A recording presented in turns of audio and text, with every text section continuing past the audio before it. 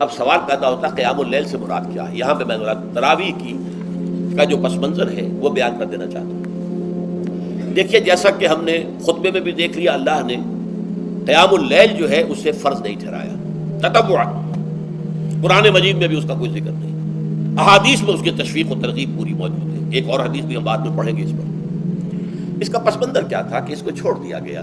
اب ظاہر بات ہے مسلمانوں میں کمزور بھی ہیں، مسلمانوں میں وہ مزدوری کرنے والے بھی ہیں، روزہ تو فرض ہے ان پر، چاہے مئی کا مہینہ ہے اور گندم کاٹنی ہے، روزہ تو پھر بھی رکھنا ہوگا، یہ سب کچھ ہے۔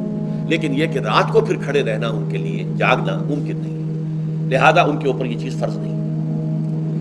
حضور نے تراویح کی نماز یا قیام اللیل نہ اسے فرض قرار دیا، نہ اس کے بعد جماعت کوئی اہتمام کیا مستقل، صرف 3 راتیں آپ نے جماعت کروائی ہے، اس میں 8 رکعتیں آپ نے پڑھی ہیں کہ جو آپ کا معمول تھا تہجد کا وہ پڑھی، اور تہجد کے وقت ہی جماعت کرائیے۔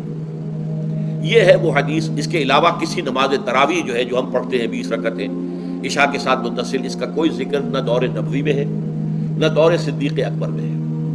یہ دور حضرت عمر کی خلافت میں ہوا ہے، اور ہم نہیں کہہ سکتے کتنے سال کے بعد ہوا ہے۔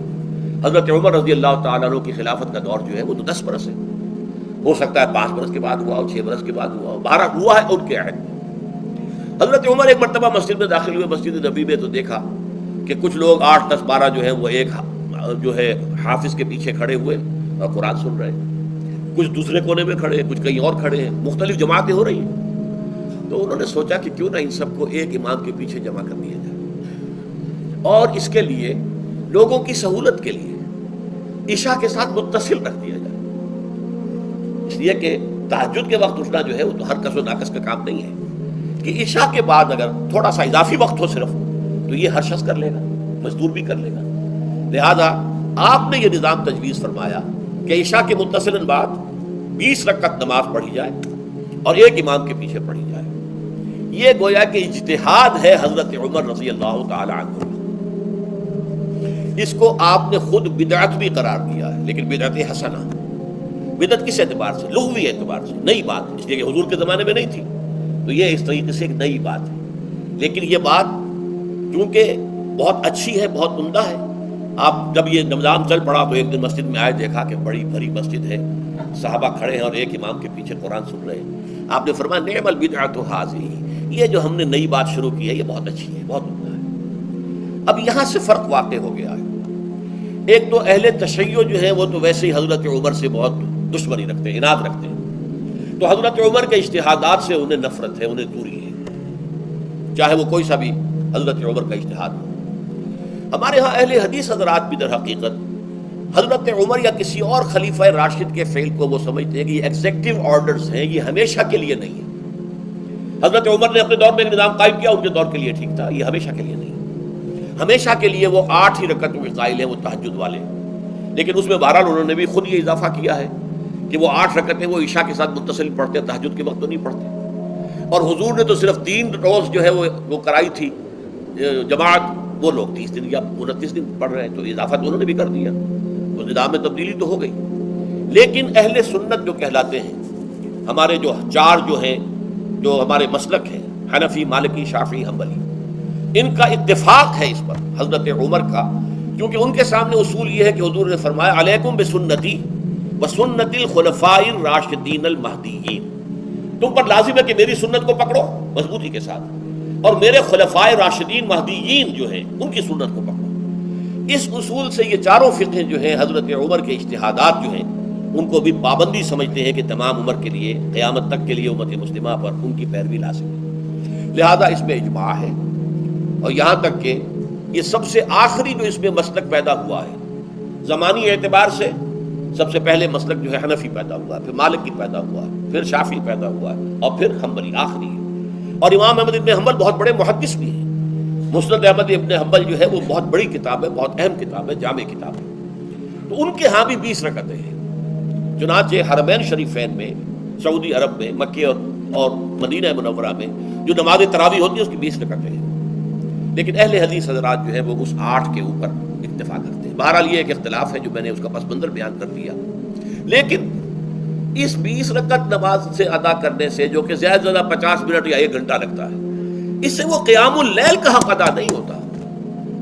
قیام اللیل کا تو کچھ اور ہی تقاضا ہے۔ قیام کسے کہتے ہیں؟ یہ سورہ مزمل سے واضح ہوتا ہے۔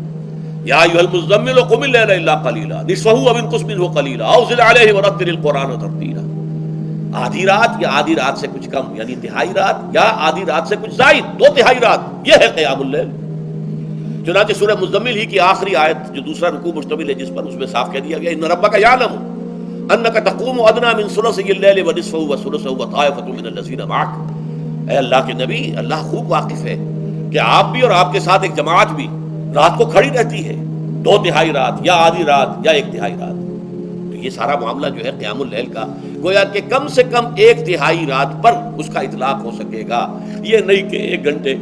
اور اس کے ضمن میں دیکھیے حدیث پڑھیے، تیسری حدیث ہے عن عبداللہ ابن عمرو بن العاص رضی اللہ تعالی عنہ۔ یہ وہی عبداللہ ابن عمرو ہے جن کی میں نے آپ کو حدیث پہلے سنائی ہے۔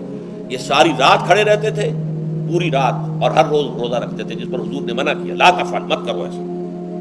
رضی اللہ عنہما، یہ خود بھی صحابی ہیں اور ان کے والد عمرو بن العاص بھی صحابی ہیں۔ ان رسول اللہ صلی اللہ علیہ وسلم قال، کہ اللہ کے رسول صلی اللہ علیہ وسلم نے فرمایا، الصیام والقرآن یشفعان للعبد، روزہ اور قرآن بندے کے حق میں شفاعت کریں گے۔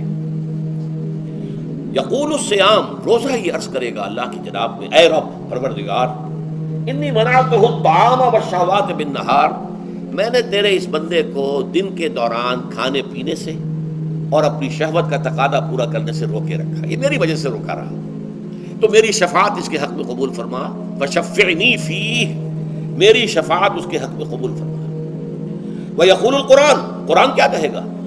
مَنَعْتُهُ النَّوْمَ بِاللَّيْلِ، میں نے اسے رات کے وقت سونے سے، نیند سے روکے رکھا، فَشَفِّعْنِي فِيهِ، تو اس کے حق میں میری شفاعت قبول فرما۔ حضور فرماتے ہیں فَيُشَفَّعَانِ، ان دونوں کی شفاعت قبول کی جائے گی۔ یہ ہے قیام اللیل۔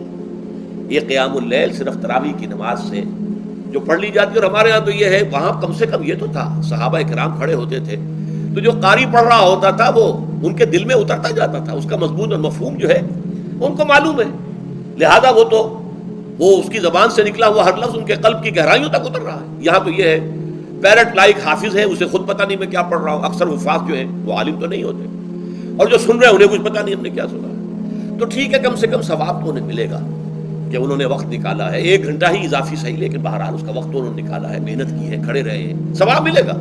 لیکن جو مقصد ہے وہ حاصل نہیں ہوتا۔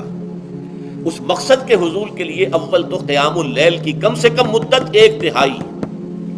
اگر کوئی شخص فرض کیجئے کہ اس کے ہاں کوئی اور انتظام نہیں ہے، جیسا کہ ہمارے ہاں ہم نے انتظام کیا ہے، بڑے بڑے شہروں میں دورہ ترجمہ قرآن، اس میں ہمیں 5 گھنٹے لگ جاتے ہیں، نصف شب کے قریب تری جو ہے معاملہ ہو جاتا ہے۔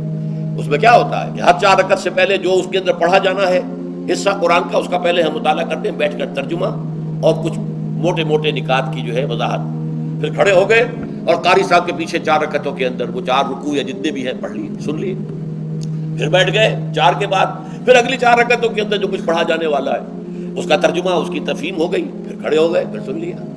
اس طریقے سے 5-6 گھنٹے میں تراویح ختم ہوئی، تو تراویح بھی ہو گئی، حضرت عمر کے اجتہاد پر عمل بھی ہو گیا، 20 تراویح ہو گئی، لیکن یہ ہے کہ اس کے ساتھ جو اصل غرض و غایت ہے قیام اللیل کی وہ بھی حاصل ہوئی۔ یہ ہم نے 17 سال پہلے شروع کیا تھا یا 18 سال پہلے، اور وہ انشاءاللہ اللہ کے فضل و کرم سے اب چل رہا ہے، بڑے بڑے شہروں میں ہو رہا ہے، لاہور میں جن مقامات پر ہو رہا ہے وہ تازہ جو ندائے خلافت ہے اس کے اندر آپ اس کی فہرست دیکھ لیں، کراچی میں تو اس سے غالباً 3 گنا مقامات کے اوپر وہ کام ہو رہا ہے، اور دوسرے شہروں میں بھی ہو رہا ہے۔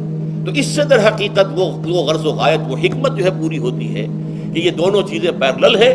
من صام رمضان ایمانا واحتسابا غفر له ما تقدم من ذنبه ومن قام رمضان ایمانا واحتسابا غفر له ما تقدم من ذنبه۔ تو صیام اور قیام جو ہے ان دونوں کا حق ادا ہو جانے